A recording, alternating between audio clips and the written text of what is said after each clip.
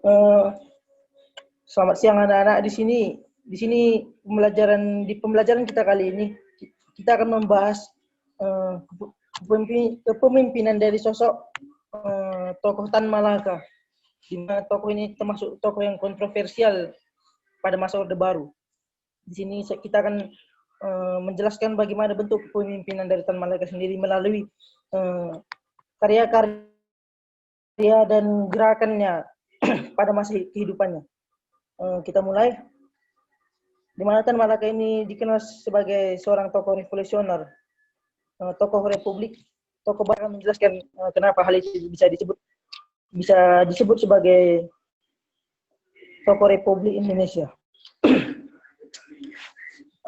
Tan Malaka sendiri lahir di Nagari Pandan Gadang, Sumatera Barat, tanggal 2 Juni 1897, di mana nanti kelak beliau menjadi pelopor para pahlawan bangsa untuk meraih kemerdekaan Indonesia. Tan Malaka termasuk juga seorang inspirator Soekarno Hatta untuk turut berjuang dalam memperjuangkan kemerdekaan Indonesia nantinya. Kita mulai dari karir pendidikan dari Tan Malaka sendiri. Tan Malaka di nama aslinya adalah Ibrahim. Jadi pada awalnya Tan Malaka ini adalah seorang pemuda desa yang lahir di Pandan Gadang, Suliki, sekarang Kabupaten 50 Kota, Sumatera Barat. Seperti pemuda-pemuda asal Minangkabau lainnya, pada waktu itu ia tinggal di surau sejak usia 5 tahun dan mempelajari ilmu agama dan bela diri pencaksilat pada waktu itu. Baru ketika usianya yang 11 tahun, ia mendaftarkan diri ke Quake School, sekolah calon guru di Fort de Kock, sekarang bernama Kota Bukit Tinggi. Bisa kita simpulkan bahwa Tan Malaka ini sudah masih sangat muda untuk bersekolah calon guru pada waktu itu ya. Jadi di sana setelah tamat dari Quake School itu, Tan Malaka kemudian melanjutkan sekolahnya. Kemudian pada umur 16 tahun, di tahun 1913, dia kemudian melanjutkan sekolahnya ke Belanda, yaitu yang bernama Ritz Quake School di Haarlem, Belanda. Setelah lulus dari Ritz, Tan Malaka ini kembali ke Indonesia dan mengajar di sebuah perkebunan Delhi, di mana dia ini akan mengajar bahasa Melayu di sana. Kita lanjutkan bahwa kita lihat apa sebenarnya alasan dari Tan Malaka sendiri memilih menjadi guru. Kenapa Tan Malaka memilih menjadi guru? Dalam bukunya yang berjudul Madilog, di mana bangsa Indonesia, Tan Malaka memandang bahwa bangsa Indonesia dipengaruhi oleh kekuatan keramat atau kekuatan gaib. Jadi cara pandang ini disebut Tan Malaka sebagai logika mistika. Jadi logika ini yang harus dilumpuhkan karena dalam pemikiran bangsa Indonesia waktu itu, karena ketimbang menangani sendiri permasalahan yang dihadapi, lebih baik mengharapkan kekuatan gaib itu sendiri. Karena itu mereka atau masyarakat Indonesia mengadakan mantra, sesajen atau doa-doa.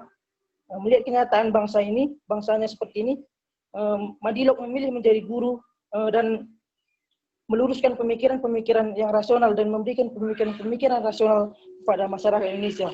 Karena setelah melihat kemajuan itu, karena Tan Malaka ini banyak seorang yang haus akan ilmu pengetahuan, banyak membaca buku dari orang-orang luar, bahwa dia melihat sebuah kemajuan umat manusia yang melalui 3 tahap, dari tahap logika mistika, kemudian filsafat, kemudian ilmu pengetahuan. Dan selama bangsa Indonesia masih terkungkung oleh logika mistika, tidak mungkin ia menjadi bangsa yang merdeka dan maju. Jadi Tan Malaka sendiri yang ikut turun tangan dalam hal ini untuk membuka pemikiran dari masyarakat Indonesia sendiri yang masih terkungkung oleh hal-hal gaib. Berikut adalah salah satu karya-karya dari Tan Malaka masa pengasingannya yang dilakukannya. di mana Tan Malaka adalah orang yang brilian dengan pemikirannya. Karya beliau sangat berguna bagi kehidupan bangsa. Walaupun ia sering diasingkan dan dipenjara, beliau tetap tegas dan teguh pendirian berjuang demi kemerdekaan Indonesia. Sikap beliau yang bisa kita contoh ialah empati kepada sesama, haus ilmu, tegas pemikiran yang out of the box, berani ambil risiko dan pantang menyerah. Kemudian kita lanjutkan. Setelah masa pengasingannya, Tan Malaka kemudian ikut menjadi anggota Komintern dan pindah ke Moskow, Rusia untuk berfokus ke negara-negara timur, termasuk Hindia Belanda. Jadi pada masa ini, Tan Malaka sudah masuk organisasi Komunis Internasional yang ada di Rusia. Kemudian Tan Malaka memberikan pemikirannya kepada para pemimpin yang ada di Rusia, di mana pendapatnya menyebutkan bahwa kerjasama dengan negara Islam dapat membantu dan menyebarluaskan pengaruh komunis itu. Namun gagasan itu ditolak oleh para pendiri Partai Komunis Internasional di Rusia pada waktu itu. Kemudian setelah pindahnya dia ke Indonesia, Tan Malaka banyak belajar ilmu dari berbagai bangsa di dunia, mulai dari Belanda, Rusia, Cina, Filipina, Singapura. Tan Malaka mewujudkan tujuannya, di mana ia bergabung dengan ISDV bersama Sneflit, kemudian bergabung kepada Semaun yang mendirikan Partai Komunis Hindia Belanda pada waktu itu. Jadi karena Semaun sendiri masih bersifat radikal dalam pemerintah, dalam menangani kasus dan melawan kolonial Belanda, Tan Malaka sendiri melakukan aksi-aksi yang radikal sehingga hal itu mengancam dari kedudukan dari pemerintah kolonial sendiri. Karena Tan Malaka menggunakan kata-katanya, hasutannya kepada masyarakat kaum buruh dan para pengikutnya, di mana untuk melakukan revolusi sosial agar menentang perintah kolonial. Akibat dari itu para pemerintah kolonial mengungsikan Tan Malaka sendiri ke luar karena dianggap berbahaya bagi pemerintahan kolonial. Di mana saat masa pengungsiannya itu, Tan Malaka kemudian melanjutkan tugas Komintern nasional di Asia Tenggara khususnya, dan bermarkas di Kanton, Tiongkok. Di sanalah Tan Malaka menyusun sebuah gagasan masa depan bagi Hindia Belanda yang dia bukukan dengan judul Naar de Republik Indonesia atau Menuju Republik Indonesia. Buku ini disusun tahun 1925. Ini menjadi tulisan pertama yang bagi Tan Malaka yang menyebut bahwa Fresh Republik Indonesia mengacu pada perjuangan kemerdekaan Hindia Belanda dari kolonialisme. Jadi dalam buku ini Tan Malaka menyebutkan untuk pertama kalinya untuk membentuk sebuah Republik Indonesia. Maka dari itu dia disebut sebagai Bapak Republik Indonesia karena dalam buku karya-karyanya. Jadi ada dalam buku Madilonya bahwa Tan Malaka sendiri lebih dikenal dengan karya-karya dan kata-katanya ketimbang dari wajahnya sendiri. Dari karisma dari karya-karyanya sudah dapat memotivasi dari masyarakat dan bangsa Indonesia, termasuk tokoh-tokoh pendiri bangsa. Jadi Tan Malaka ini lebih dikenal dengan karyanya daripada orangnya sendiri. Cukup menarik bahwa karisma dari karya sastranya lebih dapat mempengaruhi masyarakat besar dan tokoh-tokoh pendiri bangsa. Apalagi bagaimana bisa kita simpulkan, apalagi bagaimana dia sendiri yang turun tangan melakukan pergerakan sosial itu, pergerakan revolusi sosial. Pasti pengikutnya akan lebih banyak. Dari karena Tan Malaka sendiri banyak membaca karya-karya buku dari Tan Malaka, seperti bagaimana revolusi sosialnya terbentuk. Kemudian Tan Malaka, kemudian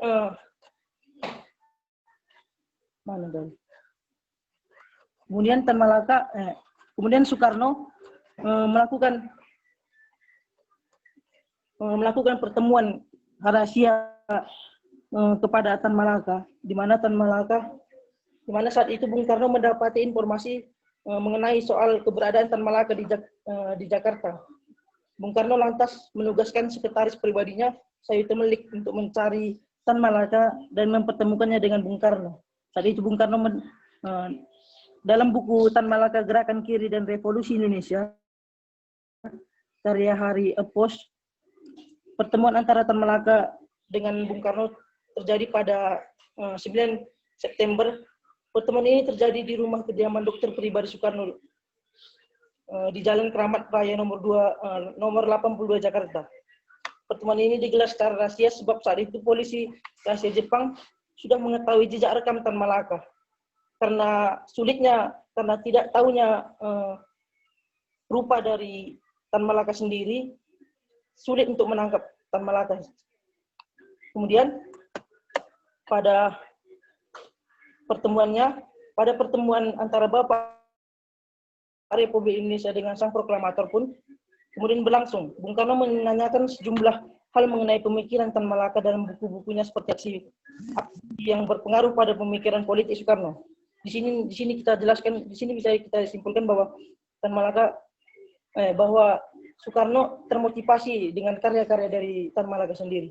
Dalam pembicaraan itu Tan Malaka lebih banyak berbicara menerangkan soal nasib revolusi Indonesia. Sementara Bung Karno mendengarkan khutbah dari sang revolusioner, Tan Malaka menjelaskan kepada Bung Karno agar pemerintahan dipindahkan ke pedalaman, dan kemudian orang-orang Belanda dan Inggris harus segera dipulangkan, dan Jakarta harus dijadikan medan pertempuran melawan pasukan sekutu yang menang Perang Dunia Kedua. Bung Karno tercengang. Mendengar dari pernyataan dari Tan Malaka sendiri, Bung Karno tercengang. Gagasan Jakarta harus menjadi medan pertempuran merupakan hal yang baru baginya.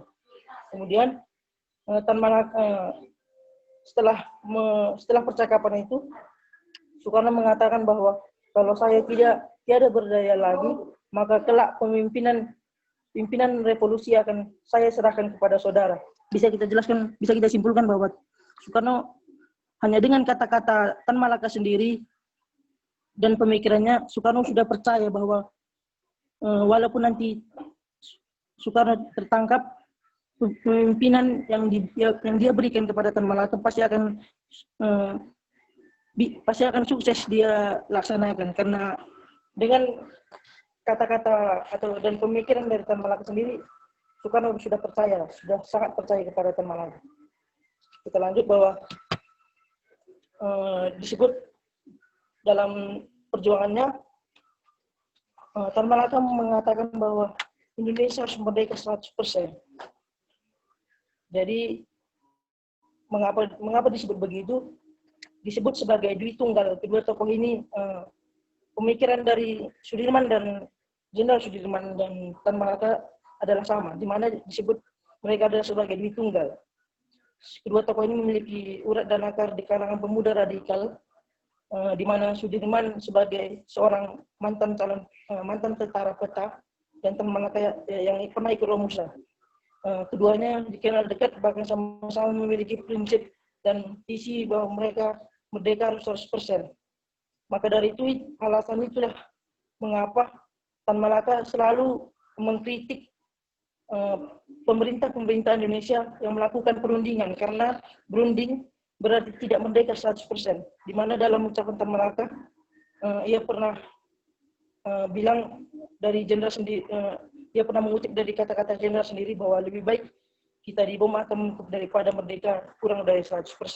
Mengapa alasannya seperti itu? Bahwa dalam bukunya Tan Malaka menuliskan bahwa tuan rumah tidak akan berunding dengan maling yang menjarah rumahnya. Karena Tan Malaka sudah menyimpulkan sendiri perundingan-perundingan dan perjanjian-perjanjian yang dilakukan oleh para pendiri bangsa seperti Soekarno, Sultan Syahrir, dan Muhammad Hatta selalu merugikan Indonesia, di mana seperti perjanjian Linggarjati dan Renville, wilayah Indonesia semakin menyempit pada waktu itu, sehingga kritik keras yang diberikan Tan Malaka akan hal itu, karena memang benar bahwa perjanjian-perjanjian dan perundingan itu merugikan masyarakat Indonesia. Kemudian hal yang menarik juga kita lihat bahwa perjuangan Tan Malaka benar-benar untuk Indonesia, di mana Tan Malaka dan Muhammad ini sependapat dalam pemikiran hal ini, di mana pantang janur kuning melengkung sebelum Jepang ditikung. Sepertinya itulah sumpah yang dikirakan dalam hati Muhammad Hatta dan Tan Malaka. Dua tokoh ini bernazar tak bakal menikah sebelum Indonesia bebas sepenuhnya dari penjajahan. Di mana Tan Malaka tidak kawin karena perkawinan akan membelokkan dia dari perjuangan. Lanjut bahwa kesimpulan yang bisa kita tarik dari kepemimpinan Tan Malaka sendiri, kita bisa lihat dari karakteristiknya, seorang yang berani, seorang yang memberi inspirasi dan teguh dalam prinsipnya. Gaya kepemimpinan dari Tan Malaka sendiri adalah gaya kepemimpinan karismatik. Bahkan dikatakan bahwa, saya jelaskan sebelumnya, nama Tan Malaka dan karya-karya serta pemikirannya lebih dulu dikenal oleh masyarakat Hindia Belanda daripada sosoknya, karena pemikiran dan karya-karya yang kontra dengan kolonial Tan Malaka dicari dan ditangkap serta diasingkan, karena dianggap berbahaya bagi pemerintahan kolonial. Kepemimpinan Tan Malaka dapat dilihat klasifikasi bahwa kepemimpinan beliau memiliki keahlian khusus yang tepat bagi situasi yang tepat. Dengan semacam ini, kepemimpinan dari Tan Malaka tertuju pada kepemimpinan informal yang mendorong dan mengajak orang lain untuk berbuat sesuatu berdasarkan akseptasi, berdasarkan pemikirannya. Tan Malaka memiliki kepribadian yang korealis, seorang pemimpin pengambil keputusan, seorang yang dinamis, seseorang yang aktif, seorang yang selalu memerlukan perubahan, suka dengan tantangan. Tan Malaka pada republik yang dilupakan pada masa Orde Baru pada waktu itu, karena dianggap komunis pada waktu itu menyimpang, melakukan pemberontakan secara besar-besaran, Malaka dihapuskan karena punya jejak komunis dalam masa perjalanannya. Seorang Tan Malaka adalah seorang revolusioner yang hebat yang dimiliki bangsa ini. Soekarno pernah berkata, jika suatu terjadi pada diri kami sehingga kami tidak dapat memimpin revolusi, saya harap saudara yang melanjutkannya. Dari sini, sekian dari saya untuk dari penjelasan mengenai kepemimpinan, bentuk kepemimpinan dan perjalanan dari Tan Malaka sendiri. Bagaimana menurut anak-anak sekalian?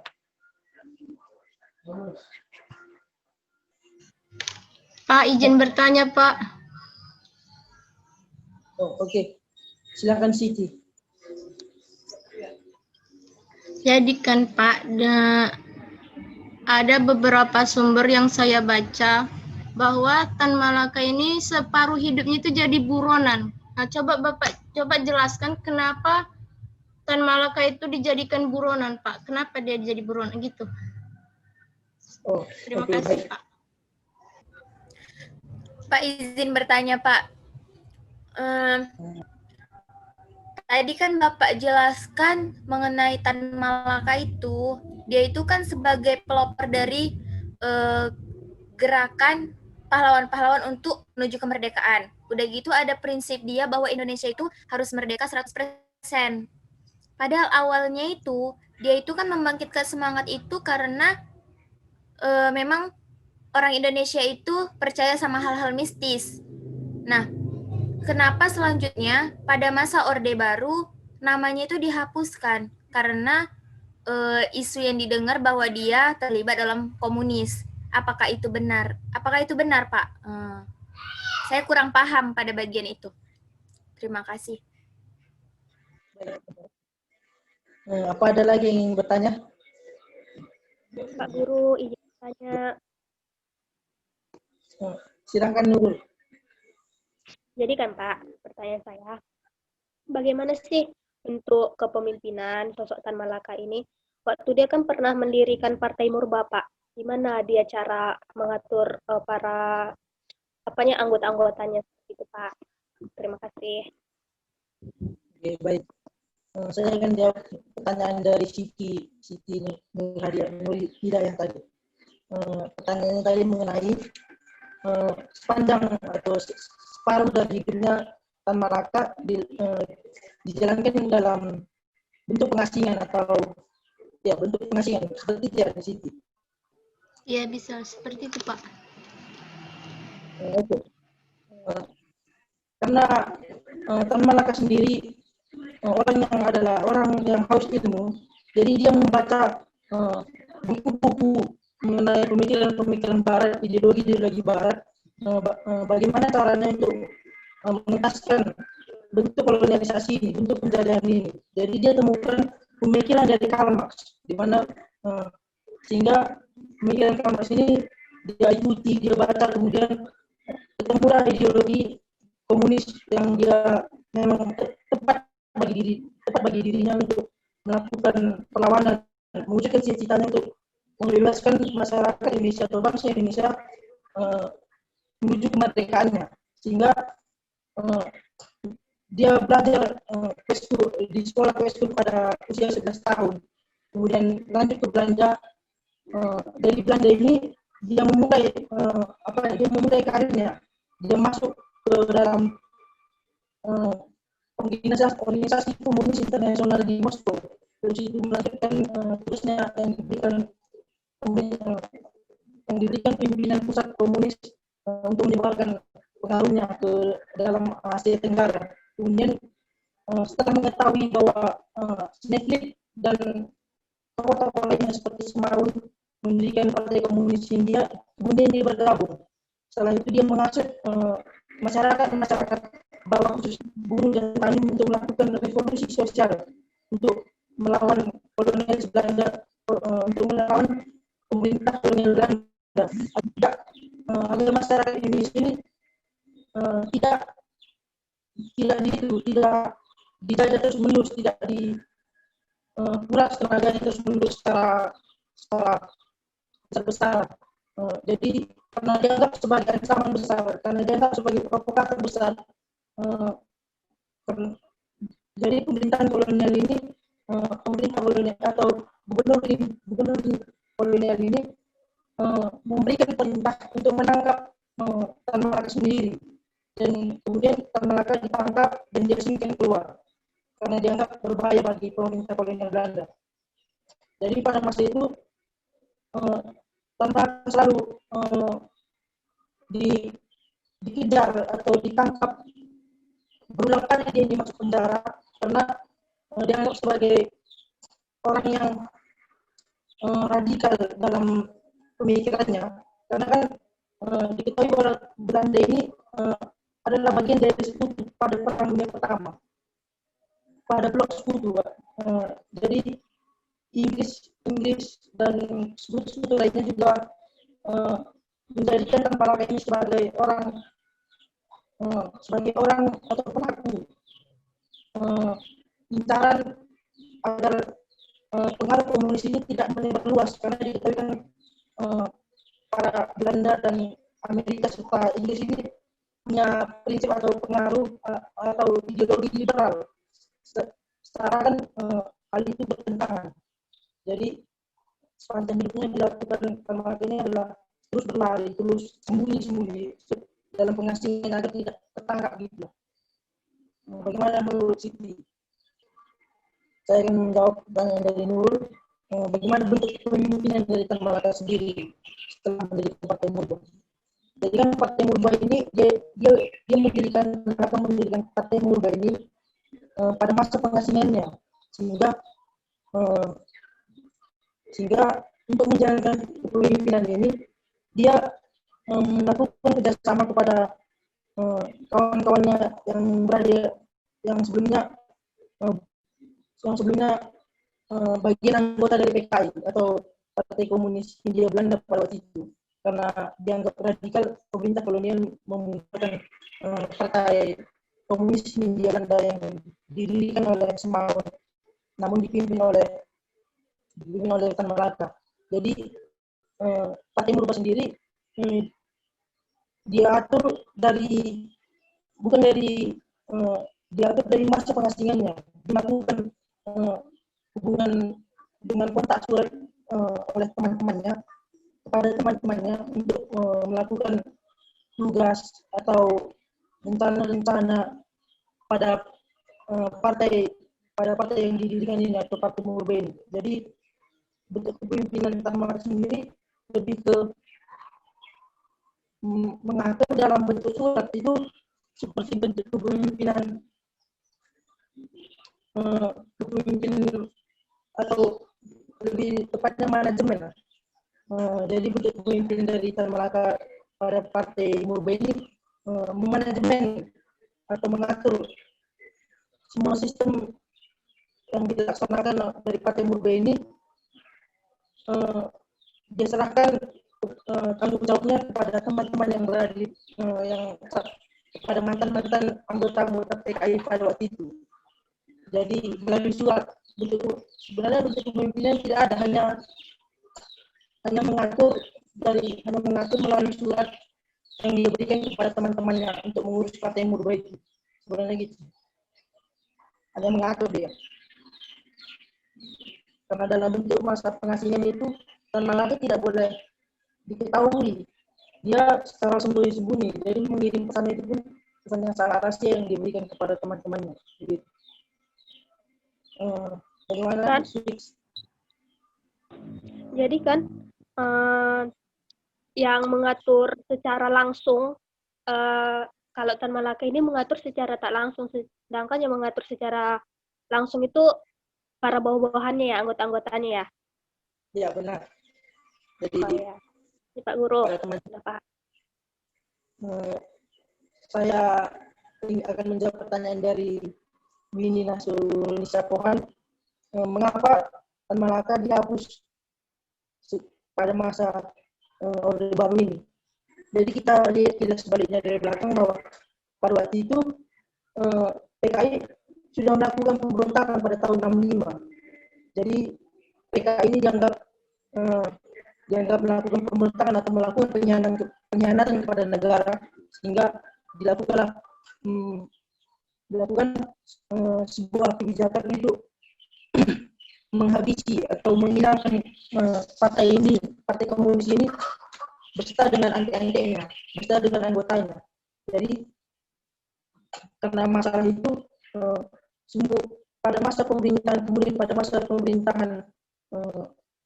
Orde Baru sendiri yang dipimpin oleh Soeharto, di mana kan Soeharto sendiri menganggap bahwa komunis ini adalah harus dihilangkan karena sebuah organisasi yang melakukan pemberontakan atau pengkhianatan pada negara. Jadi segala tokoh-tokoh atau bentuk atau buku-buku bahkan yang berbau atau beraliran komunis itu dihilangkan, dihilangkan dari sejarah atau perpustakaan Indonesia. Jadi termasuk Tan Malaka sendiri, karena dia beraliran komunis, dia kemudian dihilangkan pada masa Orde Baru. Kemudian pada hilang buntutnya pemerintahan Orde Baru, turunnya Soeharto dari masa jabatan yang menjadi presiden, Tan Malaka kemudian dihadirkan kembali menjadi tokoh pahlawan Indonesia karena banyak kontribusi yang dia berikan kepada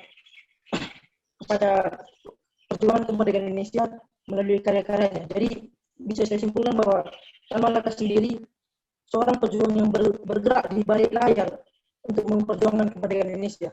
Seperti itu. Bagaimana Willy? Baik Pak, saya paham sekarang sudahan.